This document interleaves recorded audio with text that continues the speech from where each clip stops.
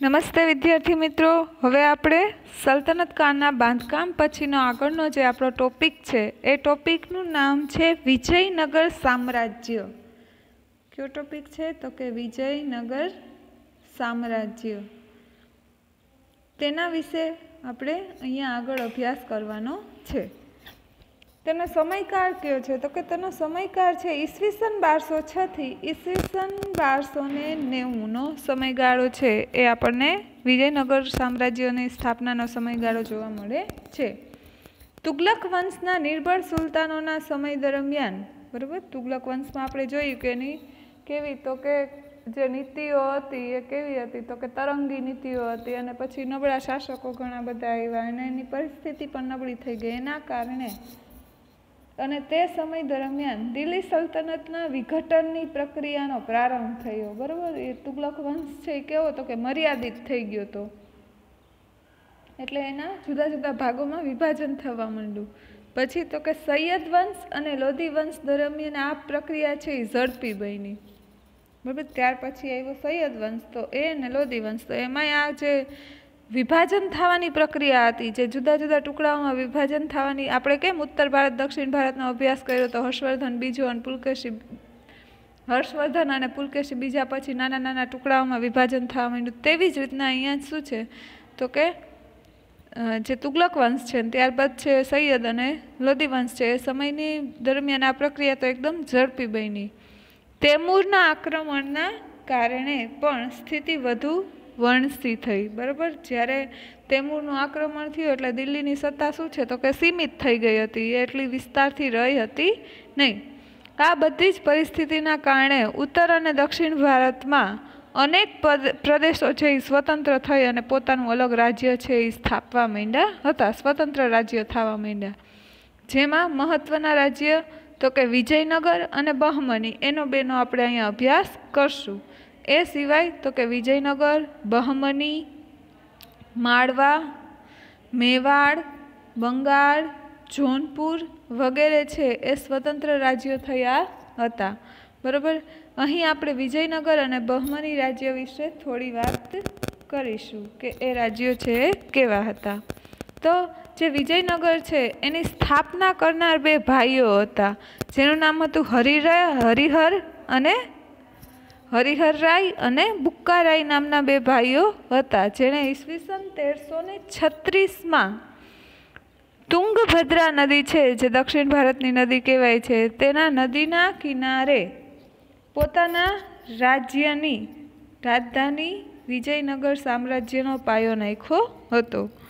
શરૂઆતમાં આ નગર છે એ તેમના ગુરુ, જે એના સ્વામી હતા, એ વિદ્યારણના નામ પરથી વિદ્યાનગર તરીકે ઓળખાયું હતું. બરાબર, એના ગુરુના કહેવાથી જ, એને સલાહ સૂચનથી જ આ નગરની સ્થાપના કરી હતી. અને એના ગુરુનું નામ શું હતું? તો કે વિદ્યારણ્ય સ્વામી છે એ એના ગુરુનું નામ હતું.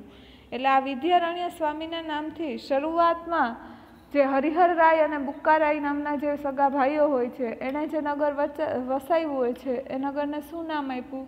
તો કે વિદ્યાનગર છે એવું નામ આપ્યું હતું. બરાબર, પણ પાછળથી એ કયા નામથી ઓળખાયું? તો કે વિજયનગરના નામથી ઓળખાયું. પાછળથી તેમના સમ્રાટોના લશ્કરી સફળતાના કારણે, બરાબર, વિજયનગર નામ પડ્યું, એની પાછળ પણ આપણને અહીંયા એક સ્ટોરી જોવા મળે છે કે એના જે સમ્રાટો હતા, એના રાજાઓ હતા, અને એનું જે લશ્કર હતું એ એક પછી એક યુદ્ધમાં વિજયો પ્રાપ્ત કરતા હતા, હંમેશા વિજયને વરીને જ પાછા આવડતા હતા. એના કારણે તે વિજયનગર તરીકે ઓળખાવા પામ્યું. અને હરિહરરાય અને બુક્કારાય છે એ સંગમ વંશના રાજા હતા. બરાબર, દક્ષિણ ભારતમાં એક મહત્વનો વંશ છે સંગમ વંશ, એના રાજા આ બે હતા. વિજયનગર સામ્રાજ્યના સંગમ વંશ, બરાબર, વિજયનગર જે આખું સામ્રાજ્ય હતું એમાં કયા કયા વંશ? તો કે સંગમ વંશ, સુલુ વંશ, તુલુ વંશ અને વરવીડુ વંશ, આ બધા વંશોએ વિજયનગર સામ્રાજ્યમાં શાસન છે એ કર્યું હતું.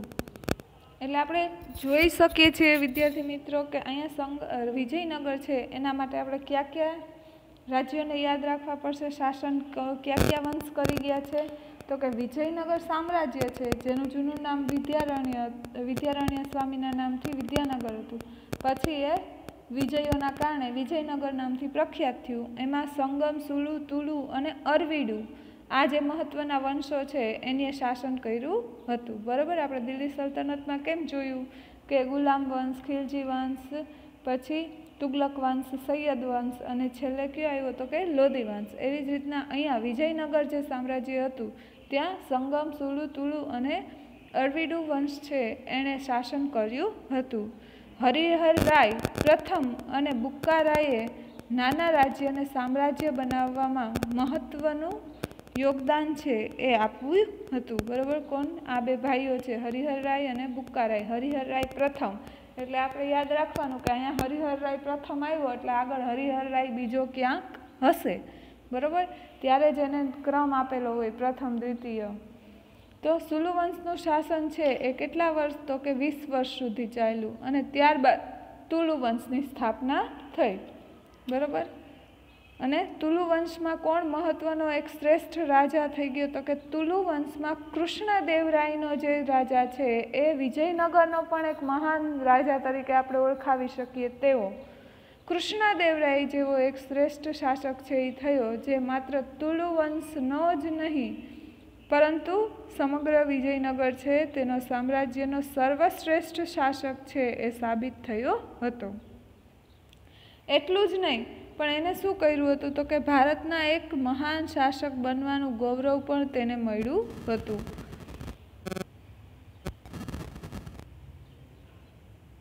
તેણે શાસન દરમિયાન અનેક વિજયો હાંસલ કર્યા હતા. કૃષ્ણદેવરાયનું મોટા ભાગનું જીવન છે એ કેમાં? તો કે યુદ્ધ ભૂમિમાં યુદ્ધ લડતા લડતા ગયું. તો જ એટલા શાસન વિસ્તારો છે એ જીતી શકે. જો યુદ્ધ ન કરે તો રાજા છે એ રાજ્ય વિસ્તાર કરી શકે નહીં. એટલે આપણે જે કૃષ્ણદેવરાય ભાઈ છે એનો અભ્યાસ કરીએ છીએ, એનું મોટું ભાગનું જીવન છે એ યુદ્ધ ભૂમિમાં પોતાના રાજ્ય વિસ્તાર કરવામાં અને વિજયો મેળવવા પાછળ જ પસાર થઈ ગયું હતું. તેમ છતાંય એનો વહીવટ છે એની આપણે ઉપેક્ષા કરી ન શકીએ કે ભાઈ યુદ્ધ મેદાનમાં જાજુ ધ્યાન દેતા હતા તો રાજ્યનો વહીવટ છે એ કથળી પડ્યો હતો. તો કે ના, એનો વહીવટ પણ સારો હતો, એની રાજ્ય વ્યવસ્થા પણ સારી હતી. તેણે રાજ્યમાં શું કરાવ્યું હતું? તો કે તળાવો બંધાવ્યા હતા, નહેરોના ખોદકામ કરાવ્યા હતા, ખેતીવાડીને પણ એટલી જ હદે વધુ સરસ રીતે સમૃદ્ધ બનાવી હતી. આથી એનું નગર છે એ આખું સમૃદ્ધ નગર કહી શકાય છે. કેટલાક અયોગ્ય વેરાઓ નાબૂદ કરી અને પ્રજાનો પ્રેમ મેળવ્યો હતો. બરાબર. પ્રજા ઉપર જે ખોટા કરવેરાઓ નાખવામાં આવતા કે જે મતલબ વગરના હતા એવા કરવેરા છે એ કોણ? તો કે કૃષ્ણદેવરાય છે એ નાબૂદ કરી દે છે અને જેના કારણે એને પ્રજાનો પ્રેમ પણ અઢળક મળે છે. વિજયનગરની પાસે નાગલપુર નામનું નગર વસાવ્યું. જો આ બીજું નગર, નવું નગર છે એ કોને વસાવ્યું? વિજયનગર આપણને પૂછે કોને વસાવ્યું તો આપણે હરિહર રાય અને બુક્કા રાય એના જે સ્વામી હોય છે કોણ હોય છે? તો કે વિદ્યારણ્ય સ્વામી હોય છે. એના કહેવાથી એની આખું નગર વસાવ્યું હોય. પહેલાં વિદ્યાનગર હોય, પછી એનું નામ વિજયનગર પડે છે. બરાબર. પણ શ્રેષ્ઠ રાજા કોણ હોય છે વિજયનગરનો આખા સામ્રાજ્યનો? તો કે કૃષ્ણદેવરાય. હવે કૃષ્ણદેવરાયના અભ્યાસ ઉપરથી આપણે જાણીએ કે એને કયું નગર વસાવ્યું? તો કે નાગલપુર નામનું એક નગર છે એ કૃષ્ણદેવરાય પોતે વસાવે છે. બરાબર. નગર વસાવ્યું હતું અને તેણે અનેકવિધ ઇમારતો અને મંદિરોથી શણગાર્યું હતું. આખું નગર બનાવ્યું અને નગરમાં ઘણી બધી ઇમારતો બનાવી અને ઘણા બધા મંદિરો બનાવી અને એને આ નગરની શોભામાં છે એ વધારો કર્યો હતો. કૃષ્ણદેવરાય પોતે વિદ્વાન હતા. તેમણે સંસ્કૃત અને તેલુગુ ભાષામાં કેટલોક ગ્રંથો લખ્યા હતા. બરાબર. પોતે વિદ્વાન, શિક્ષિત વ્યક્તિ હતા, જ્ઞાની વ્યક્તિ હતા અને કોઈ એક લેખ નહીં પણ ઘણા બધા પુસ્તકો લખ્યા હતા. અને કઈ ભાષામાં? તો કઈ દક્ષિણ ભારતનો હતો એટલે તેલુગુ ભાષા તો એને આવડતી જ હોય. બરાબર. અને તે ઉપરાંતની સંસ્કૃત ભાષા એટલે એને સંસ્કૃત અને તેલુગુ ભાષામાં ઘણા બધા કેટલાક ગ્રંથો છે એને લખ્યા છે. અને તેના સાહિત્ય કલાના ઉત્તેજનના કારણે તેને આંધ્રના ભોજ તરીકે ઓળખવા પામ્યા। હવે આંધ્રના ભોજ શું? તો કે ભોજ રાજા તો આપણે પરમાર વંશ દરમિયાન ભણી ગયા, બરોબર। ગુજરાતમાં પરમાર વંશ થયો તે સમયમાં આપણે કયો તો કે રાજા ભોજને ભણી ગયા હતા। એ ભોજ રાજા એટલે કયું? તો કે ધારાનગરી વસાવનાર, ધારાનગરીને વિદ્યાનગરી બનાવનાર વ્યક્તિ એટલે રાજા ભોજ। તો અહીંયા દક્ષિણના ભોજ તરીકે કોને ઓળખવામાં આવે છે? તો કે કૃષ્ણદેવરાયને દક્ષિણના, ઓલા ઉત્તરના ભોજ થઈ ગયા આપણા પર્સનલ ભોજ, બરોબર। હવે આંધ્રના ભોજ તરીકે કોને ઓળખવામાં આવે છે? તો કે આંધ્રપ્રદેશ વિસ્તાર છે, વિજયનગર છે એ હાલનું કયું? તો કે આંધ્રપ્રદેશ વિસ્તારમાં આવતું નગર હતું, એટલે એને આંધ્રના ભોજ તરીકે પણ ઓળખવામાં આવે છે। એટલે વિજયનગરમાં મહત્વનો રાજા આપણા માટે અભ્યાસ માટે એટલે એ કૃષ્ણદેવરાય બને છે, બરાબર। કૃષ્ણદેવરાયના અવસાન બાદ વિજયનગરમાં આંતરિક સંઘર્ષ અને કાવતરા શરૂ થઈ ગયા, બરાબર। કોઈ પણ મહાન રાજા જાય છે એટલે પછી સત્તા છે એ ડામાડોળ થઈ જાય છે અને પાછળ જો યોગ્ય શાસક ન હોય તો એ સત્તાનો અંત પણ આવી જાય છે। તો અહીંયા પણ કંઈક આવું જ જોવા મળે છે કે વિજયનગર સામ્રાજ્યનો જે શ્રેષ્ઠ રાજા આપણે કૃષ્ણદેવરાય કહીએ છીએ તો એનું અવસાન થઈ જાય છે અને ત્યાર પછી શું છે?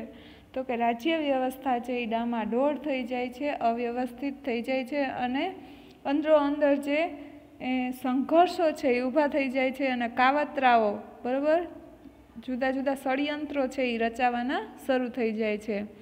23મી જાન્યુઆરી 1565ના તાલીકોટાના યુદ્ધમાં, કયા યુદ્ધમાં? આ તાલીકોટાના યુદ્ધમાં મુસ્લિમ રાજ્યોના બનેલા સંઘની સામે વિજયનગર સામ્રાજ્ય છે એ હારી જાય છે।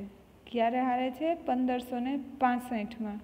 એટલે મુસ્લિમ રાજાઓ છે એની સામે તાલીકોટાના યુદ્ધમાં વિજયનગર સામ્રાજ્યનો હાર થાય છે અને યુદ્ધ બાદ પણ વિજયનગર છે સામ્રાજ્ય 1 સદી સુધી ટકી રહ્યું પણ પહેલાં જેટલી ભવ્યતા પ્રાપ્ત કરી શક્યું નહીં, બરાબર। વિજયનગર સામ્રાજ્ય છે એ ટકી તો રહ્યું પણ પહેલાં જે એની ભવ્યતા હતી એ વધારે સમય ટકી નહીં, એ વધુ ભવ્યતાને પ્રાપ્ત કરી શક્યો નહીં, મેળવી શક્યો નહીં, બરાબર।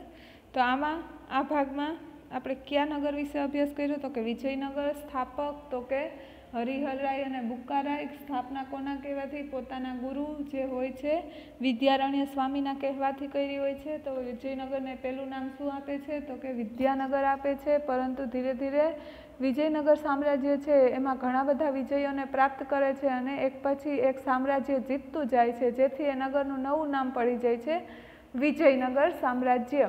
વિજયનગર સામ્રાજ્યની અંતર્ગત આપણે જોવાનું છે કે કયા કયા વંશ થઈ ગયા? તો કે સંગમ વંશ, તુલુ વંશ, સુલુ વંશ અને અરવિડુ વંશ છે એ થઈ જાય છે અને હરિહરરાય પ્રથમ અને બુક્કારાય છે એ નાના રાજ્યને સામ્રાજ્ય બનાવી અને પોતાનું મહત્વનું યોગદાન આપે છે, બરાબર। સુલુ વંશનું શાસન છે એ આમાં 20 વર્ષ ચાલ્યું, ત્યાર પછી તુલુ વંશ આવે છે, બરાબર। અને તુલુ વંશનો શ્રેષ્ઠ શાસક એટલે કોણ? તો કે તુલુ વંશનો શ્રેષ્ઠ શાસક એટલે કૃષ્ણદેવરાય। તો આ કૃષ્ણદેવરાય છે એ આપણે વિજયનગરનો સર્વશ્રેષ્ઠ શાસક તરીકે અભ્યાસ કર્યો, બરાબર। એને દક્ષિણના ભોજ તરીકે ઓળખવામાં આવે છે। એણે એક નવું નગર વસાવ્યું જેનું નામ શું હતું? તો કે નાગલપુર નગર છે એ આપ્યું। એ નગરમાં એને શું કર્યું? તો કે અનેકવિધ ઇમારતો અને મંદિરોથી એ નગરને આખું શણગારી દીધું હતું, બરાબર। અને ત્યાર પછી શું છે? તો કે કૃષ્ણદેવરાયનું અવસાન થઈ જાય છે અને ત્યાર પછી કોના આક્રમણો? તો કે 23 જાન્યુઆરી 1565ના તાલીકોટાના યુદ્ધમાં મુસ્લિમ રાજ્યોના બનેલા જે આખો સંઘ હોય એની સામે વિજયનગર સામ્રાજ્ય છે એ હારી જાય છે। હારી જવા છતાંય શું છે? તો કે એ 100 વર્ષ સુધી ટકી રહે છે પરંતુ જે પહેલાં એની ભવ્યતા હોય છે, જે પહેલાં એની શ્રેષ્ઠતા હોય છે તે રહેતી નથી અને આમ આપણે અહીંયા વિજયનગર જે છે સામ્રાજ્ય એનો અભ્યાસ કર્યો। આગળના વિડીયોમાં આપણે તેના પછીનું એક બીજુંનું મહત્ત્વનું રાજ્ય ભણવાનું છે, એ છે બહમની રાજ્ય। તો આના પછીના વિડીયોમાં આપણે બહમની રાજ્ય વિશે અભ્યાસ કરશું।